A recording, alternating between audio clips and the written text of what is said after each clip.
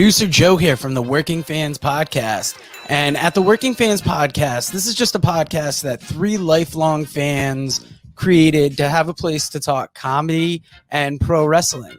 Now, our comedy podcast releases every Tuesday, while our wrestling podcast releases every Thursday. We release bonus episodes under the moniker Working Fans Presents every now and then.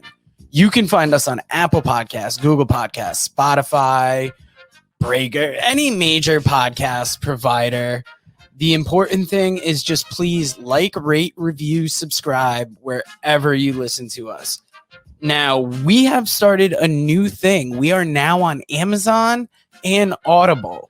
So those episodes release every Monday. And that's kind of going through the archives and just releasing our old episodes in a new area. So if you want to live through the process with us again, take that journey with us again, you can find us over on Amazon and Audible. Now, if you can't get enough of us in the audio form, check out our YouTube. It's youtube.com/C/Working Fans Wrestling Pod, or just search Working Fans Podcast on YouTube. We have the whole archive is up there. And if you listen to the Working Fans Podcast, you are more than familiar with the 531. That is our signature segment where we take your top 5 lists on a particular subject, vote it down to a top 3, and then debate it down to a top 1.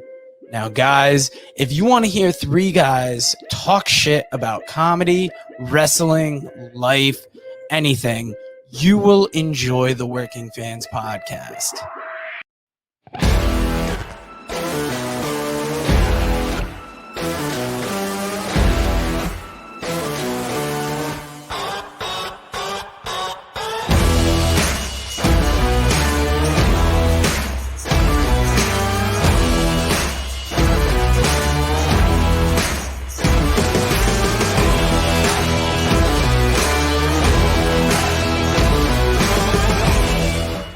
All right, everybody, it's the Working Fans Podcast, and today we have a special guest who's only been going at it for about a year, but she's ready to go, Mrs. Carmen Chaos. Thank you for joining us.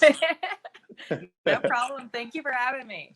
No problem. Also, you've only been doing this for a year. Were you always a fan of pro wrestling?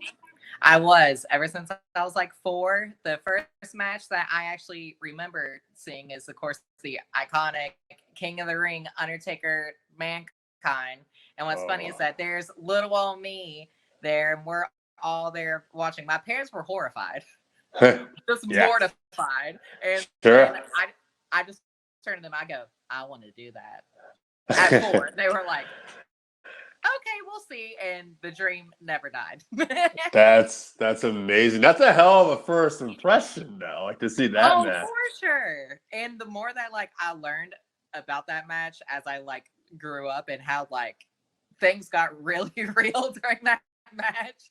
And I'm like, man, I just now think about it as a worker, and I'm like, I cannot imagine, number 1, falling off of a cell, number 2, going back and being like, you know what? Let's do it. Yeah. This is crazy chaos. I mean, and Terry Funk being involved in that too, and yeah, just total nuts. I think it's funny. So, my first introduction to wrestling was it's always those moments, right? I'm older, so it was Jimmy Snuka getting cracked in the head with a coconut, which you found out was yeah. So it's just those shock moments tend to be. I think if you tune in at the right time, right? They just I'm in. I don't know what this is, but I'm in. You know? Oh, for sure. And I of course played the Legends of Wrestling game. So of course, whenever I saw that, of course I had to look back and be like, all right, so what is this about? And then I went, oh, a man got hit with a coconut. Okay.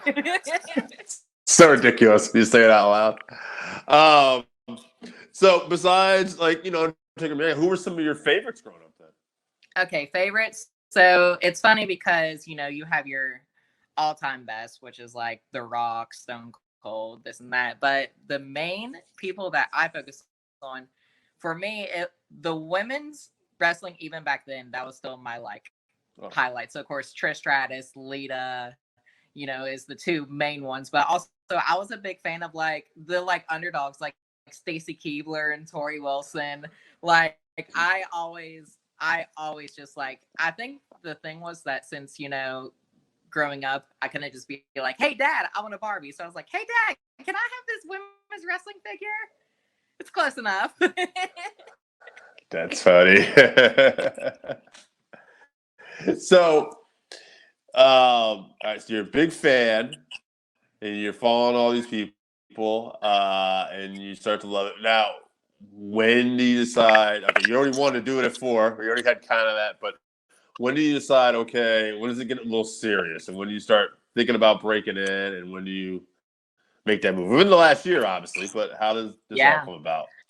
I definitely think that I'm now starting to get actually comfortable in the ring and stuff, and I'm getting comfortable with like who I am.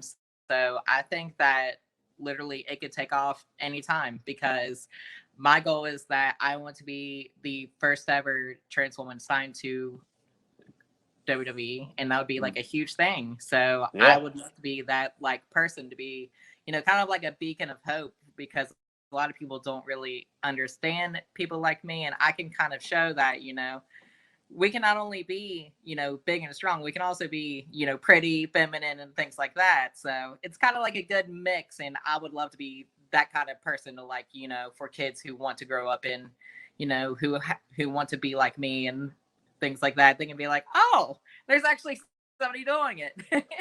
Blaze a trail, absolutely. So I'll ask you then, would you say so far in the wrestling business, has everybody been supportive? Have you had some pushback? I mean, it's the real world. People aren't always. Oh yeah, real world for sure. Luckily, where I'm at, you'd think small town churches is where we like mainly wrestle. You'd think it'd be pretty bad. I was like, I know my first match, I was so nervous. I was like, oh no, this is it. Well, the guy before me is cutting his promo, and they're like, we all know who you really came to see, and they started chanting my name, and I'm like, and our promoter just looked. I said, are they chanting for me? And of course, like, they made it like a little bit and stuff, but I was there, and I was not expecting to be over at all. I was expecting crickets, especially in a Pentecostal church. Right. In a small town in West Virginia. I was like, there is no way I'm going to get here. They cheered like John Cena entered the building. And that's awesome. Afterwards, I looked and I went, did that really just happen? I would never guess that a trans woman would be so over in a small town. But luckily, like, workers and stuff have been great. The promoter I have, big time wrestling, Freddie Cornell, is honestly like, he's the best person that I could have backing me, because he's very protective of me. Like, he makes sure that nothing is going to happen because of who I am. And I think honestly, like, especially where I'm at, I couldn't be anywhere else. So that's really cool. So shout out to Freddie. He's big shout out to Freddie. Big Freddie. He goes, you'll laugh, he goes by Fatzilla. So that's good.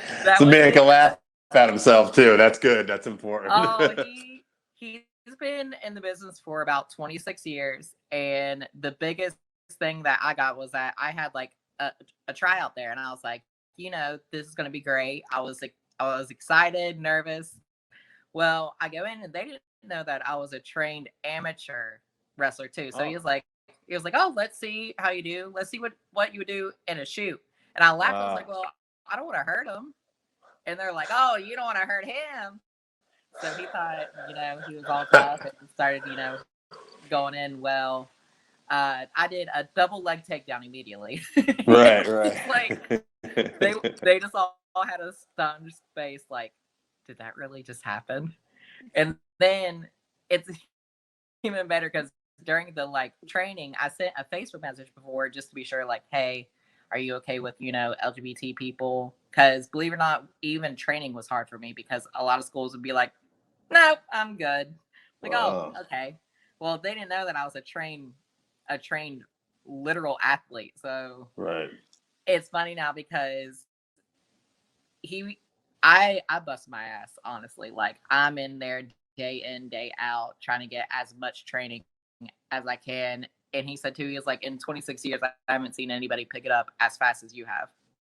Mm-hmm. He's like, you right. bust yourself. And I'm like, that's my goal is to be the best at everything I do. So obviously I have to be the one, first in, last one out. Sure. Yeah, that's it. I mean, I think there's an athlete I heard somewhere. I can't remember. I think it was a fighter, but he said something about, I'm not better than anybody. I'm just more obsessed about this than anybody. Me. Yeah, right. That's the key, right? Just to keep working. Now, do you have some other interests that you're involved in right now too, or is it just you're all in eggs in one basket, or how's this? I actually, I'm kind of eggs in one basket, but I had my first photo shoot last Saturday, and it was crazy because I never even gotten senior pictures. Okay. But it was weird. I was just like, well, here I go, photo shoot. And it was even better because I was like, I've worn a swimsuit 2 times in my entire life. Here we go. And it's so great because the guy I was there working with, he did a fantastic job, and he's there and he goes, you look like a cover of a magazine. And he's like, are you sure you haven't done this before? I said, I've literally worn a swimsuit 2 times in my life. He just cracked up. He was like, I'm just shocked. You're just so humble. I was like, I just was here, and I was like, all right, I guess this is what we're doing. Do you find you're someone who takes instructions well? Yes. Mm-hmm. And so, like, if somebody gives you something, you're one of those people, like, you can kind of adapt. Oh yeah. Okay. That's like in the ring, basically. If you really think about it, it's just like dance instructions. Mm-hmm. Because if you're able to listen and you're able to like learn and you're able to follow through with actually working, then you can actually put on a hell of a match. My last match was probably the best match I've had. We did Rana spots, power bombs, like, and especially in like women's wrestling today, that's more frequent. But especially in indie wrestling around here, women's wrestling, it's hard to find that. And the girl we have now, I've never been outpowered, and she outpowered me for sure. She was so strong, but I'm ready for round 2 for sure. Now I'm just curious now, do you have, I mean, you're very new, but have you a certain like favorite people to work with already, right, for now? Yes, I do have a few. Number 1 is probably Anastasia Morningstar. She is a multi champion right now. I think she has 3 belts currently, so she's pretty good. She's from the Bronx. She travels in with the group that comes in for our shows, and she's just incredible. There's her. There's Ari Alexander is also a fantastic talent. She's in the OVW. She's constantly working, trying to get better. And her dad, she's a second generation, and her dad have been nothing but great. That's awesome. Now, are you working for just big time wrestling right now? Are you doing a couple of promotions when you can? Okay. Yeah, I'm mainly working for them. I'm gonna start, traveling and stuff once mainly all this COVID stuff. This COVID stuff is making it hard, but right. What a time to break in. Oh yeah, that's exactly what I thought. And for me to train during that time though was actually perfect, because from where there wasn't anything else to do. The world was shut down. Yeah, it takes a little bit of pressure off too. It's not like you're being thrown right. Yeah, that's pretty good. Now, now you still have you avoided injuries so far? I haven't. Okay. I was there, and one time I went for a top rope hurricanrana, Alita Karana, and I was there, and there was a little slip up, and I got a concussion, and I had a hemorrhage in my left eye. I've never heard of a eye hemorrhage, anything like that. So then I was there, and I was like, okay, well, I'll just go to the eye doctor, because I knew blurred vision can happen if you get a concussion. So I just thought it was that. But after 2 weeks, it didn't go away. So I was like, I'll just go and get it checked out. Well, then I'm there, and they go, you need to go to a retina specialist immediately. And I was like, what do you mean immediately? They said, no, right now, this is urgent. I said, okay.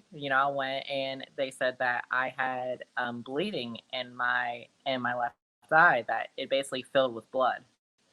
So then I had to get, I was like, well, they'll probably just drain it out or something. They're like, yeah, we'll have to have it fixed with injections. Like, okay. I was thinking a shot in the arm. No, right into my eyeball. Yeah. So, no. I'm like, do it for wrestling. Do it for wrestling. And they put these eye stirrups basically in my eyeball that just holds it open. No, I got numbing eye drops. So you can imagine I was pretty scared whenever I see a syringe come out. I said, oh yeah. Oh God. And he's just talking casually to me. He's like, so what kind of music you like? I'm like, I cannot even make words right now. So. That's kind of funny. Now, actually, on the subject of music, I know some people do this. Do you have a routine before a match gets started? I know some people listen to music or something. Do you have a routine or? You know what I like to do the most, which I find is a lot better. I talk to my opponents. That is the best thing I can say. I've had matches where I've had 5 minutes to talk to them, and that's not great.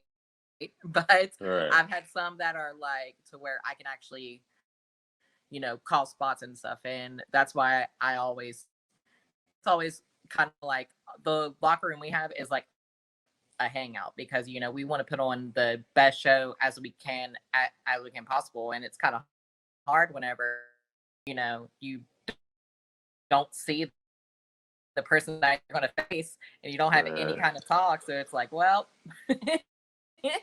I guess we're going to go call it on the fly. Yeah, which I guess is good to be in that adversity, but yeah, right. That's a great habit, I would imagine. Just talking to your opponent before the match, getting to know them better, and obviously the chemistry should be better, you would think, too. 100%. And I'll be honest, it's been different for me, because with the whole trans thing, I've also learned that we're still in the age where we do have people that are accepting, then we have people who are kind of very standoffish. Yeah. And I'm just so then I kind of learned how to balance the two, because I'm all right, but luckily with those people that are standoffish and stuff, I just think that with the world moving forward, this is a moving forward situation. You need to view this as a chance to grow. Right. And also, at the end of the day, nobody wants to see somebody get hurt. This isn't a shoot fight. Right. I'm I want to put on a great match. You want to put on a great match. That's what we should do. Yeah, absolutely. I think it was William Regal or someone used to say, I hit hard, but in safe places. It's kind of it's suspend disbelief. But yeah, nobody wants to legit see anybody get beat up. Oh, that's no. No. I watch MMA for that. And I've had people from where I'm more fit and stuff. They'll act like I'm some kind of machine. And I'm I'm literally 140 pounds. Right. I'm I am not a machine by any means. Now, how have been the promos aspect of it? Do you enjoy that? Is it a little more challenging? How's that? I like it a lot, because I used to actually host. Is that in wrestling, and mainly in any job, some people have a passion in some people don't. Man, I don't understand how some people are just like, I guess we're gonna go out here. I'm like, listen, I am pumped for this show. I had my first ever lucha show, and those things are wild. Let me just tell you, those things are the craziest shows I've ever been to. They have music playing, they had shots, they had everything. That's hilarious. Like, what is happening? So then, not only that, I'm facing this one girl that I've been like waiting to face because I've seen her matches, I've seen her work, and she's a great worker. I took my first ever back chops, and for people who think this stuff is all fun and games, I've never taken a back chop. I sold them really well because I was in pain. She cracked up because after she went, "You never taken one?" I said, "Oh no." No, that was my first time getting smacked in the back besides a brother giving me a 5-star. Yeah. I mean, yeah, you think about the back drop too. Yeah, like falling on. Yeah, that does sound like that could be one of the more painful moves, especially if you're not used to that. Oh. It was funny too because I was there thinking, I'm like, a sit-out powerbomb would probably hurt. Honestly, the way like it landed, everything went, it felt like a cloud. I was still knocked a bit, but it felt a lot better than I thought it was going to be. That's good. At least you had someone in there that was, could handle it and did it a professional, right? At the end of the day. Oh my God, she can handle me all right because like I said, I'd never been out muscled because I like to think of myself as a pretty fit person. She caught me, so I went for a Mickey James Rana out of the corner. I went for it. I was like, all right, here I go. She caught me. I was hung upside down. I'm hanging there, and I'm like, she just out muscles and just picks me up, and I'm there like, oh my God, this girl is insanely strong. And especially picking up anybody from that angle and that weight, man, she is. I'm gonna have my hands full because now I'm pretty sure we have a feud going, and it's great because I want to be the first ever person, as a trans person to hold a title in our state. That's a big challenge. Sure. Because she's holding the belt. Now, have you done? You've done some singles match. Have you done tag matches? Have you done? I have. I had a tag match with Ari against Paige Jones and Jocelyn Navarro.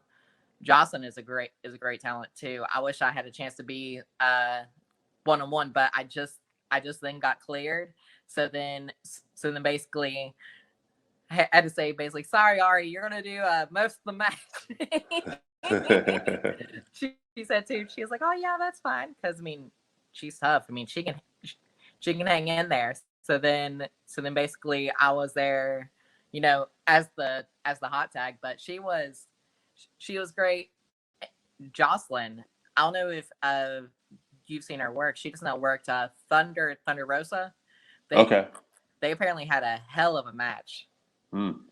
Yeah, I mean, to watch it because man, she's a tough girl too. I took a German suplex right after that, and what's funny is that I don't, it's a show. Like I want to put on the best I can. I wasn't thinking about my head or anything like that.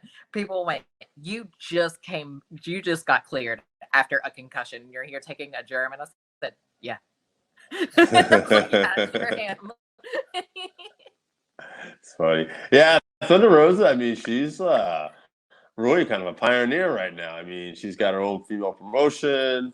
I've had girls on there. I think Shauna Reed was one. She worked with her at one point, and she was so excited just to work with Thunder Rosa because she got to do one of those AEW dark spots. That is one too. Yeah. Haley Shadows, her tag team partner.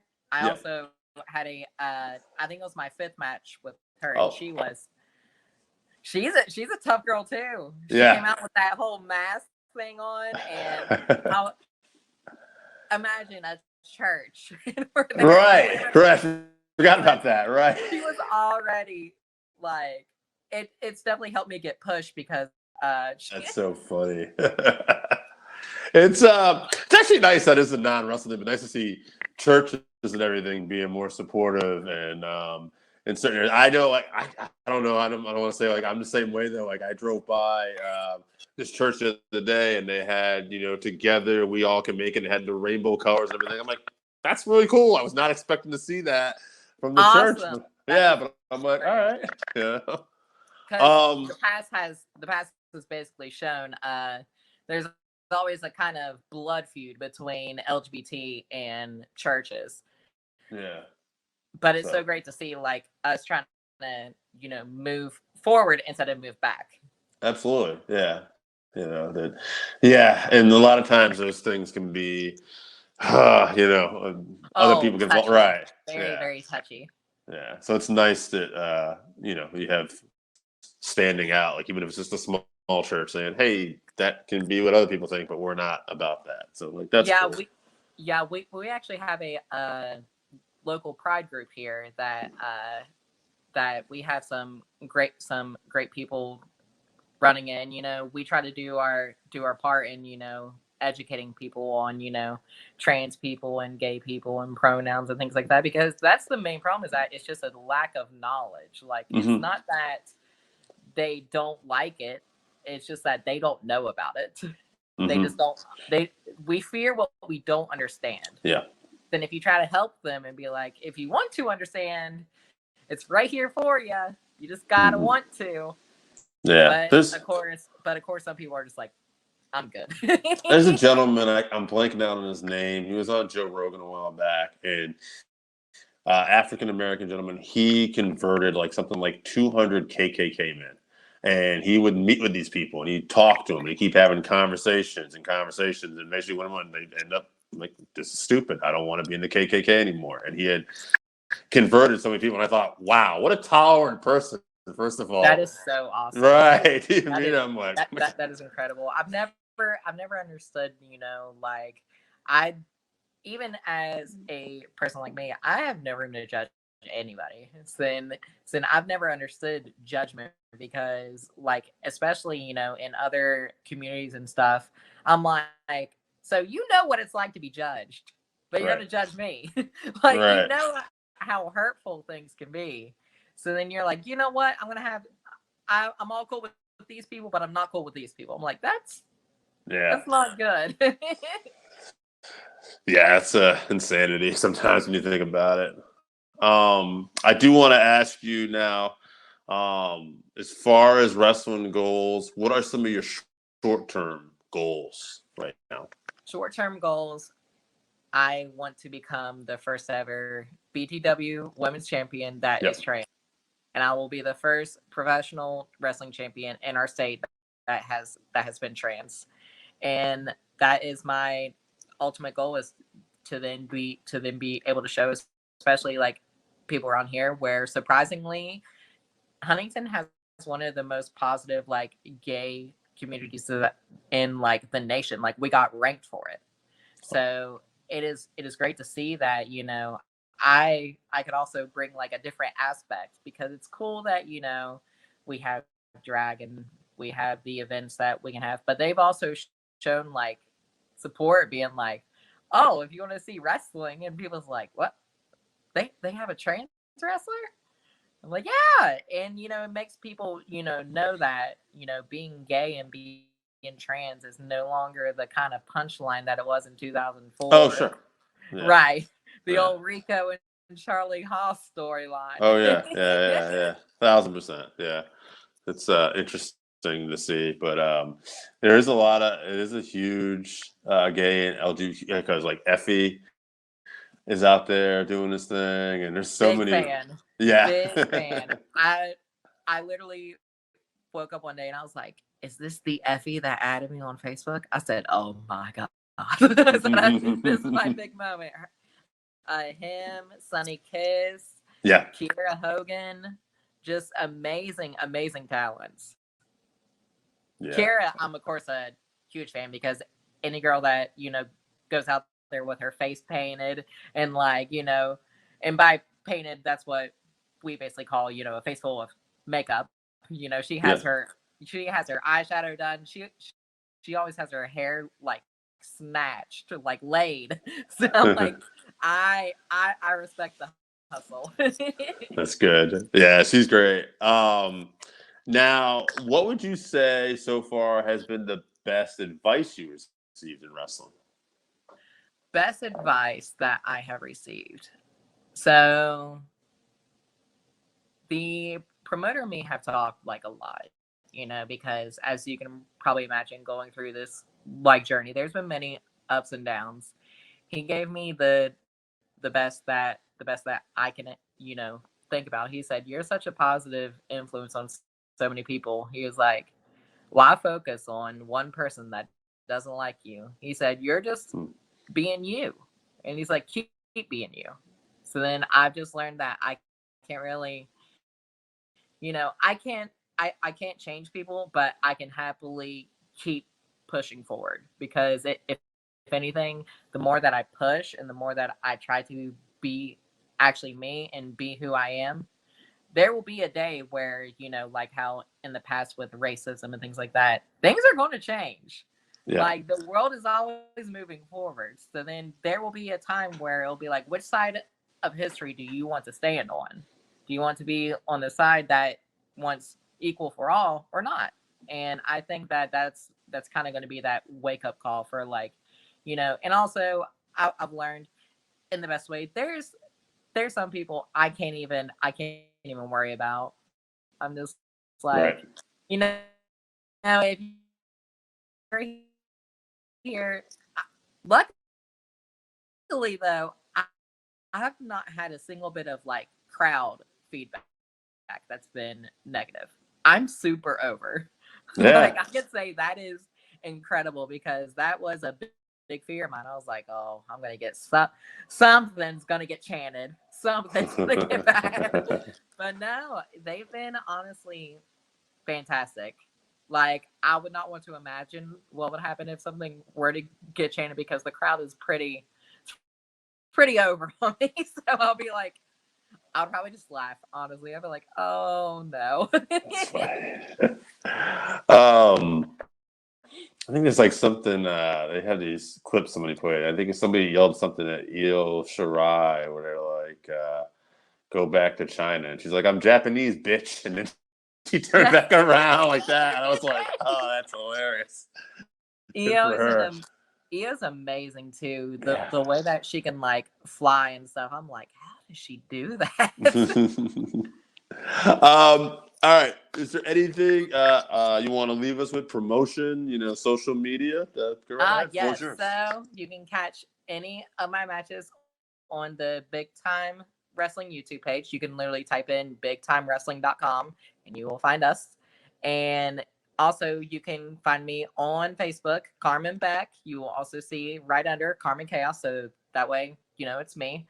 And also got Twitter, Instagram, all of them. If you type in Carmen Chaos, I'm sure you'll find me. And hopefully all that stuff will be still working. Oh, for sure. The world went down. Yeah. Carmen, it's been a pleasure. Thank you so much. I loved having you on. This was a great conversation back and forth. Thank you for your time, and we'll do it again. Thank you. Anytime. See you later.